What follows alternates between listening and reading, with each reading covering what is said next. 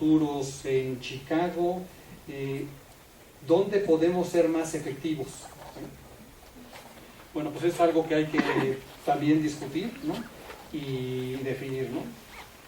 Todo esto lo hacen muchos bancos centrales para definir sus reglas de intervención, ¿no? O no intervenir, ¿no? Y luego, al final es qué instrumento utilizar. Uno puede intervenir en el mercado cambiario de manera muy distintas. Hay un mercado que llaman mercado spot, que es en el mercado del día a día, ¿no? Donde uno compra, digamos, dólares o vende, ¿no? Y se liquidan dentro de 2 días. Lo natural en un mercado spot es que cerramos hoy una operación, la liquidación la hacemos dentro de 2 días, ¿sí? Hay también operaciones liquidación día siguiente, y hay también operaciones en donde la liquidación puede ser el mismo día. Pero lo usual en el mercado internacional es una operación spot, es decir, una liquidación a 2 días. Pero ese es un mercado. Puede también ser de interés intervenir en el mercado a futuros, ¿no? Entonces ir a una bolsa organizada o en un mercado que llaman del mostrador o over the counter, ¿no? Donde uno compra a los brokers o a los grandes bancos, ¿no? Futuros, ¿no? Para comprar dólares a futuro, ¿no? O sea, un contrato a futuro, lo que uno compra es la obligación, ¿no? De comprar dólares en un futuro establecido, ¿no? A un precio que lo establecemos el día de hoy. Entonces eso puede ser una forma, ¿no? Puede ser también, otra forma puede ser en un mercado organizado, lo que llaman un exchange, una bolsa estandarizada con contratos estandarizados, ¿no? Donde está el capital de los accionistas de la bolsa respaldando todas las operaciones, ¿no? Eso puede ser otra posibilidad. O utilizar lo que llaman un mercado de derivados, ¿no? Un mercado de derivados, el claro ejemplo es un mercado de opciones, ¿no? Donde hay, digamos, básicamente, o de manera fácil, digamos, 2 tipos de opciones. Opciones que le llaman call y unas opciones que se llaman put. La opción call, si yo compro una opción call, yo compro el derecho más no la obligación de comprar en el futuro dólares. A diferencia de un futuro, cuando uno compra un futuro de dólares, hay futuros de dólares, de petróleo, de jugo de naranja, carne, trigo, lo que quieran. Hay muchos subyacentes. Cuando uno compra un futuro, por ejemplo, de dólares, yo compro, ¿sí?, la obligación, ¿sí?, de que en el futuro voy a entregar esos pesos y me van a dar dólares. Cuando yo compro un call, compro el derecho de comprar esos dólares, más no la obligación. Entonces, esto hace que si el precio cayó en el mercado y yo quedé de compré un call de dólares para comprar dólares a 20, ¿sí?, 20 pesos por dólar, y dentro de 3 meses.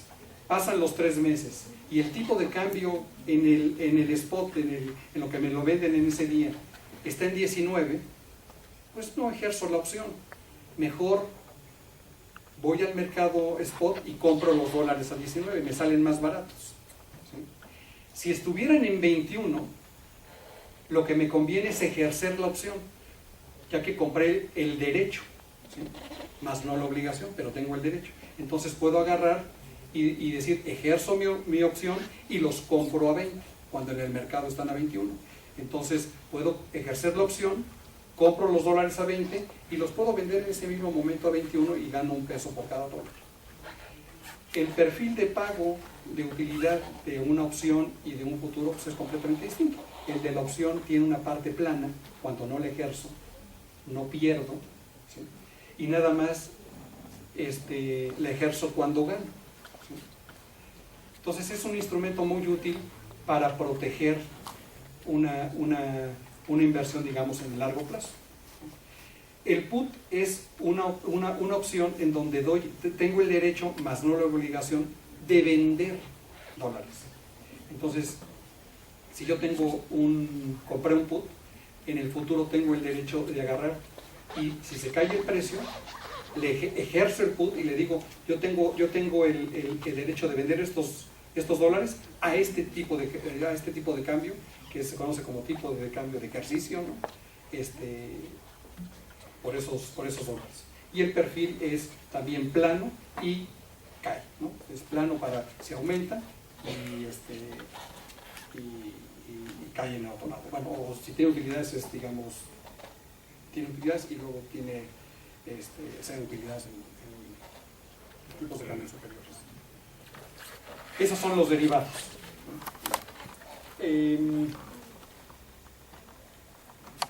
¿Qué es lo que se hizo? Lo que hicimos fue definir una, que ahora en el mercado se conoce como opción Banxico, ¿no? Es un derivado, ¿sí? Pero un derivado, digamos, exótico, ¿sí? Hay muchos derivados exóticos. A partir de estos derivados de call y put se pueden construir muchos otros derivados con reglas muy distintas, ¿no? Y en particular no existía en la literatura, aun cuando hay muchos distintos, ¿sí? Entonces aquí inventamos un nuevo derivado con unas propiedades muy particulares, ¿sí?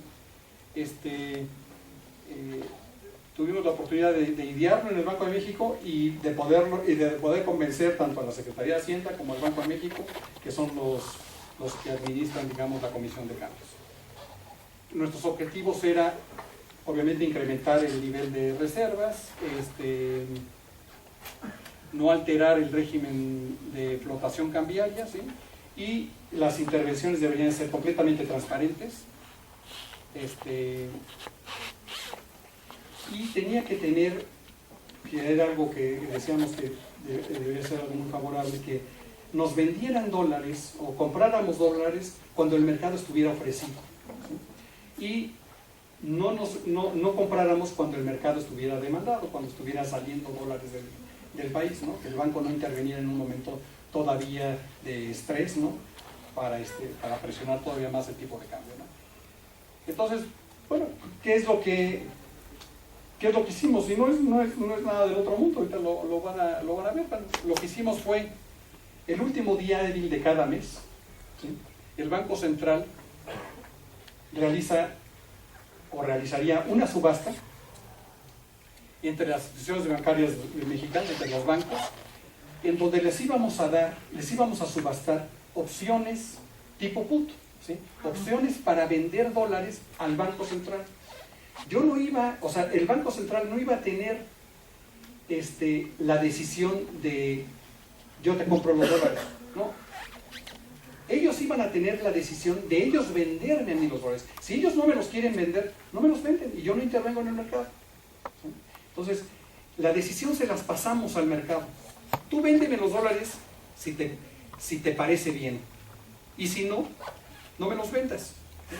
Entonces lo que hicimos fue venderles opciones tipo put para venderle dólares al Banco Central, y estas opciones pueden ser además ejercidas por el monto total de opciones que compraron o por unas cantidades menores.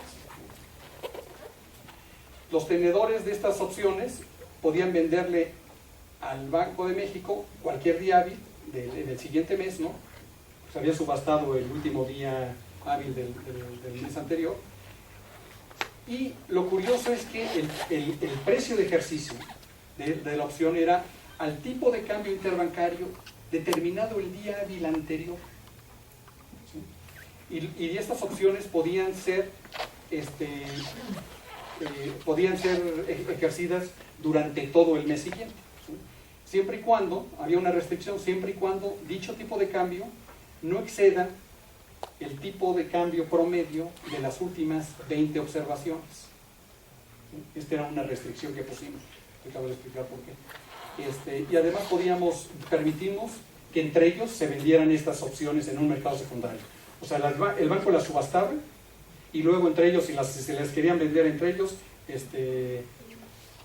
lo permitíamos entre los bancos, ¿no? Simplemente nos dijeran quién tenía los derechos para poderle luego hacerle frente a esos derechos a ese nuevo participante, ¿no? ¿Qué es lo que hacía? Aquí tenemos, digamos, una evolución del tipo de cambio, completamente ficticia, ¿no? Aquí la apreciación del tipo de cambio es hacia abajo, ¿no? Supongamos que el tipo de cambio hacía esto hizo esto en algún momento en el tiempo. El promedio móvil, cuando va, obviamente la serie va ascendiendo, pues va desfasada por debajo, y cuando empieza a caer, el promedio móvil de 20 observaciones hacia atrás, pues luego se empieza a rezagar, porque todavía tiene estas observaciones, y entonces el promedio móvil queda por arriba. Esta era la restricción que estaba incluida en la opción. Tenía que el tipo de cambio fix del día anterior, imagínense que estamos en el día T, ¿sí? El tipo de cambio tenía que estar por debajo del promedio móvil para que la opción se pudiera ejercer. Si no, simplemente no tienes derecho a ejercerlo. Entonces, este es un ambiente en donde si el tipo de cambio se está apreciando, quiere decir de que está entrando dinero, están entrando dólares del sector externo, ¿no? a la economía, y entonces el mercado, digamos, pues tiene como que dólares en exceso, ¿sí? Entonces, este era el momento en el cual la restricción dejaba de ser restrictiva y entonces la podían ejercer. Claro, de un día a otro el tipo de cambio podía aumentar o disminuir, ¿sí? Si el tipo de cambio todavía se seguía apreciando, en este caso, en el día T+1, este participante podía ejercer la opción a este tipo de cambio, el tipo de cambio del día anterior.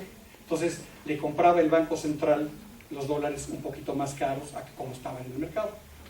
Si el tipo de cambio se apreciaba, pues el participante, a pesar de que la opción se podía ejercer, pues mejor los vendía en el mercado, porque en el mercado spot, porque podía obtener este tipo de cambio en lugar de con el Banco Central. Entonces, esta era la otra decisión, ¿no? Si lo que sucede es un ambiente en donde obviamente el tipo de cambio se está presionando porque están saliendo dólares de la economía, pues el promedio móvil pasa por debajo y la opción deja de tener, no se puede ejercer, ¿no? La restricción es binding, ¿no? Es restrictiva, y en este caso, en donde el tipo de cambio es mayor que el promedio, pues simplemente no se puede ejercer. Entonces, esta restricción se metió en el contrato, en el diseño del producto derivado, y aquí, por ejemplo, aparecen los ejercicios, ¿sí? Las barras verticales. La línea morada es el tipo de cambio, el amarillo es el promedio móvil de las últimas 20 observaciones del FIX, ¿sí? Y estas barras verticales son los ejercicios, ¿sí? Este día, aquí el tipo de cambio está bajo el promedio, entonces aquí ejercieron, ¿no? Aquí ejercieron, en fin. Y cada vez que ejercían, nos vendían dólares al Banco Central, y el Banco Central aumentaba las reservas. Eso es en el 96, en el 97, tienen la cantidad que no son son intervenciones cambiarias, ¿no? Pero el banco decidía vendernos los dólares al Banco Central, ¿sí? Ellos decidían los montos y ellos decidían cuándo, ¿sí? Y era pues bastante, en este entonces, precisamente en el 96 y el 97, que teníamos reservas por muy bajas, pues era muy útil para el Banco Central, ¿no? 98 también. Aquí hay una devaluación, ¿no? Dejó de ser restrictivo, pero luego aquí en algún momentito que se pudo ejercer, alguien ejerció un poco, ¿no?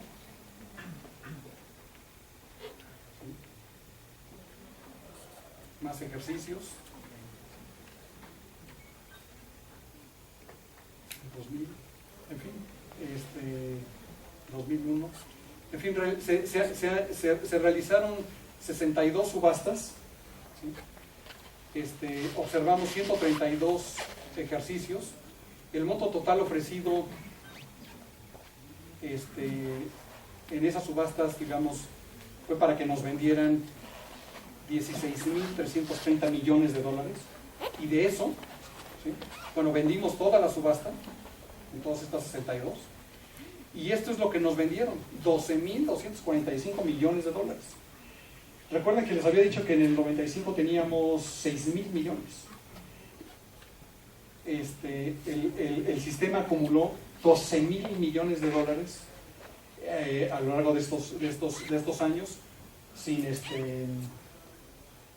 que el banco saliera a defender, saliera a comprar, digamos, llevando él la iniciativa, ¿sí? Si se fijan, aquí no estábamos defendiendo ningún tipo de cambio. El tipo de ejercicio era aleatorio. Las opciones se ejecutaban a un tipo de cambio que nosotros ni el mercado sabía. Era el tipo de cambio del fix del día anterior, ¿sí? Durante todos estos años, ¿no? Si lo ejercían el próximo jueves, pues era el tipo de cambio si lo ejercían el viernes, pues era el tipo de cambio del jueves, ¿no? Nadie sabía cuál era, ¿no? Entonces no había forma de que mandáramos una señal de que ese tipo de cambio nos parecía apropiado, ¿sí? Ni barato, ni nada, ¿sí? Esta era la bondad de este mecanismo. Qué curioso sale en el negro. A ver si podemos ver. Una forma de evaluar el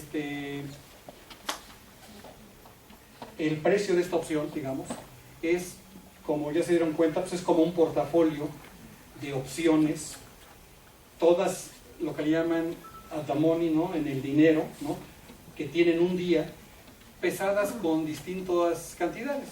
Pero aquí esto simplemente suma, digamos, todas las opciones para el siguiente mes, ¿no? Estas son la evaluación de una opción tipo put en el dinero tipo Black-Scholes. Este es un factor de descuento. Y luego vienen dos factores, ¿no? Que aquí le llamé una probabilidad de que el promedio móvil fuera restrictivo y una función de estrategia del ejercicio, ¿no? Esta probabilidad de la no restricción, pues simplemente lo que hace es calcular la probabilidad de que el tipo de cambio en el día anterior fuera menor a su promedio, ¿sí? El tipo de cambio, utilizando el modelo más sencillo de caminata aleatoria, ¿no? Con una tendencia, lo podemos escribir de esta manera, donde los efectos son innovaciones independientes, idénticamente distribuidas, no correlacionadas entre ellas y demás. Este tipo de cambio, pues lo puedo expresar si resuelvo esta ecuación en el tiempo, ¿no? A partir de un nivel inicial, la tendencia y todas las innovaciones, ¿no? Y el promedio móvil también puedo expresar un promedio móvil en función de un promedio móvil conocido con los 20 tipos de cambio anteriores, ¿no? Al cual le estoy restando las observaciones viejas que deben ir desapareciendo conforme el promedio móvil se va moviendo hacia el futuro, ¿no? Y le voy añadiendo las nuevas observaciones. Entonces esta es una manera recursiva de calcular un promedio, y con estas dos expresiones, con la de el tipo de cambio bajo este supuesto de caminata aleatoria y del promedio móvil, pues yo puedo agarrar y sustituir,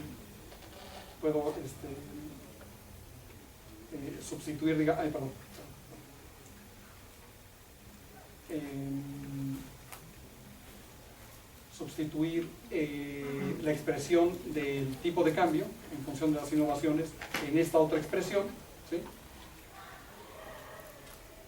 Y entonces, pues simplemente hay que hacer mucha aritmética, ¿no? Y sumar todos los términos y rearreglarlos, ¿no?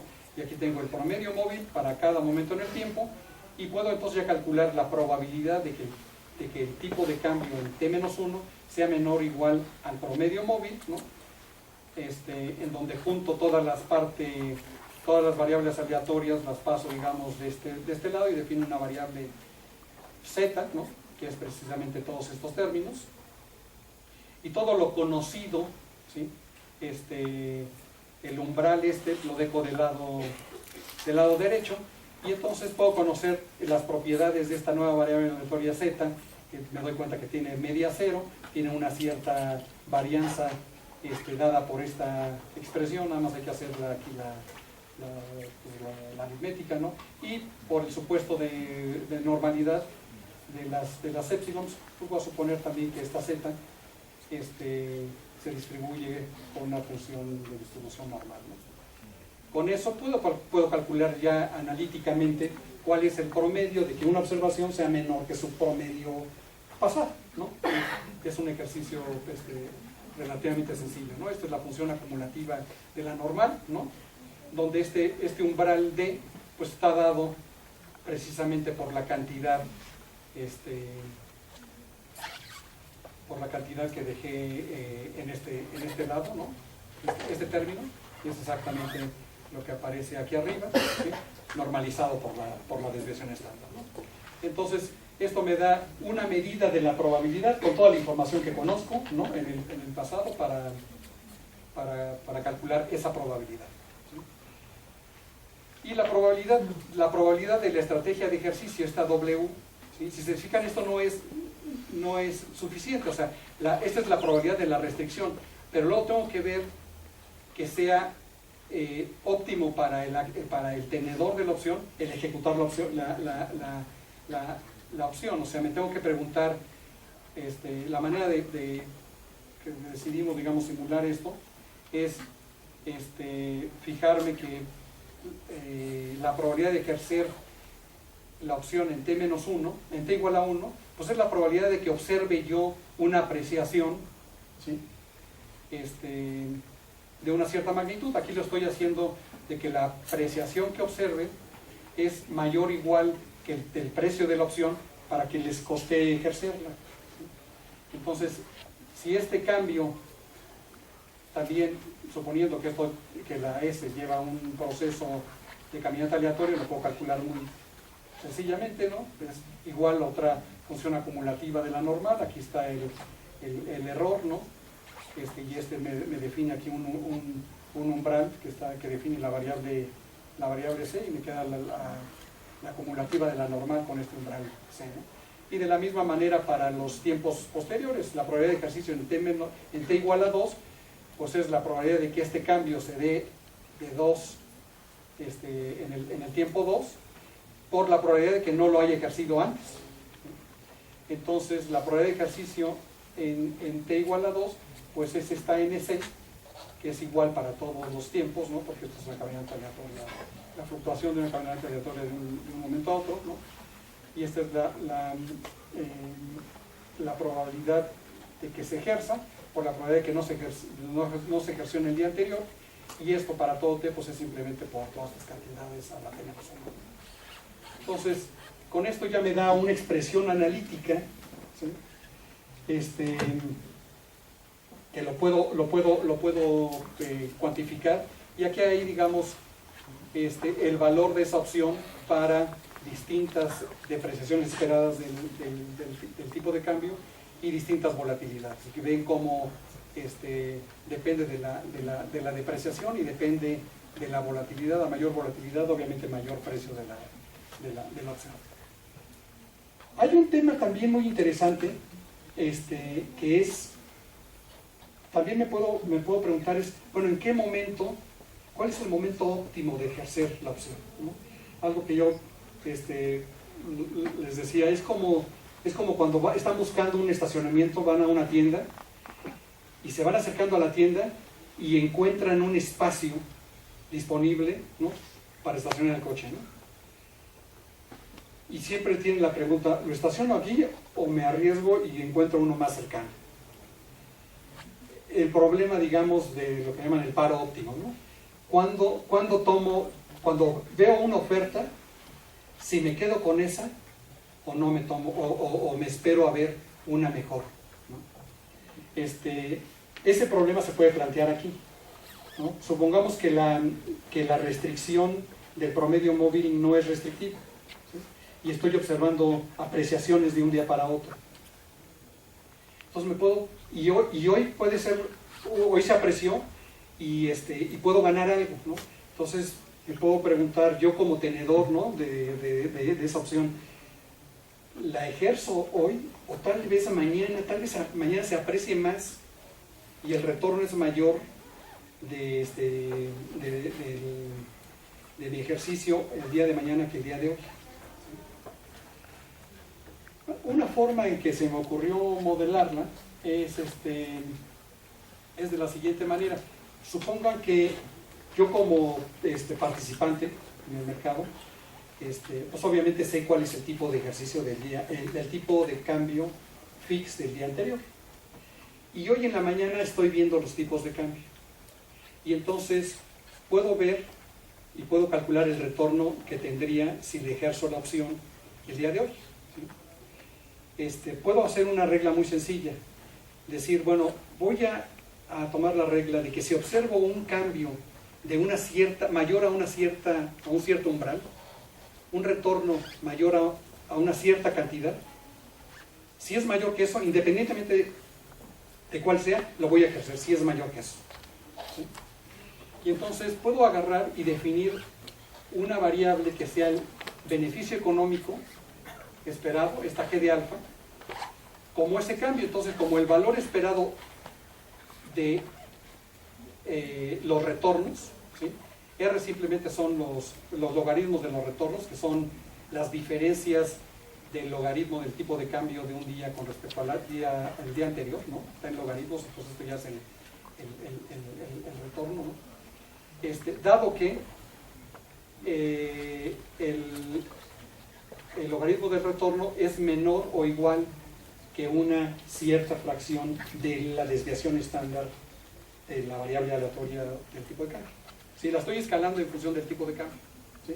Es exactamente como un VAR, nada más que del lado del beneficio. Usualmente el VAR, el valor ajustado de riesgo, lo calculan de esta manera, pero ven la cola de la distribución de pérdidas. Bueno, vean la otra cola, la de las ganancias, y definan, sería como un VAR del otro lado, ¿sí? En donde el umbral simplemente lo he definido como un porcentaje de esa desviación estándar. Y lo que quiero es encontrar esta variable alfa de tal manera que me maximice ese beneficio económico. Quiero encontrar una regla sencilla. Por la regla de la probabilidad, digamos, condicional, puedo calcular, puedo determinar que esta G de alfa, pues es el valor esperado del logaritmo del retorno por esta función indicativa, cuando el logaritmo del retorno es menor que esta alfa sigma, sobre la probabilidad de que este logaritmo sea menor o igual a ese alfa sigma, ¿no? Y hay expresiones, bajo los supuestos que he hecho de normalidad, pues estas expresiones son completamente conocidas. Esta es la función acumulativa normal, y es también, nada más que aquí estoy calculando el valor esperado de esta variable x, desde menos infinito hasta alfa sigma. Tengo una expresión ya para G de alfa, y ahora pues simplemente derivo, ¿no? Encuentro el máximo si existe una alfa en donde este beneficio pueda ser mayor, y derivando con respecto a alfa veo que esto se hace cero en una cantidad en donde está dado, por eso depende de la depreciación esperada. Si la depreciación esperada es cero, se fijan que alfa es igual a 1, o sea, alfa es igual a 1, o sea que es igual a la observación de una sigma, ¿sí? Claro, porque la mitad son buenos y la mitad son malos, ¿no? Pero si tengo alguna tendencia, aquí tengo que puede haber una cantidad menor de alfa en donde puedo tener una fluctuación que me pueda dejar utilidades, ¿no? Mi experiencia es de que esta alfa era, digamos, del orden de punto 8, y utilizando esa como regla, o sea, si yo veo una fluctuación del retorno del tipo de cambio de 0.8 veces sigma, le ejerzo. ¿Sí? Utilizando eso como regla y viendo hacia el pasado ahora, ¿sí? A ver cómo se hubiera comportado, obtengo los siguientes resultados. Es simplemente la observación de lo que se observó, de los ejercicios del tipo de cambio. La mayoría de los ejercicios aquí están todos centrados en el día en que se ejerció la mayor cantidad, ¿no? Por eso el pico, digamos, fue la variable de ajuste, ¿no? Había una distribución aquí, ¿no? Obviamente variaba mucho cuando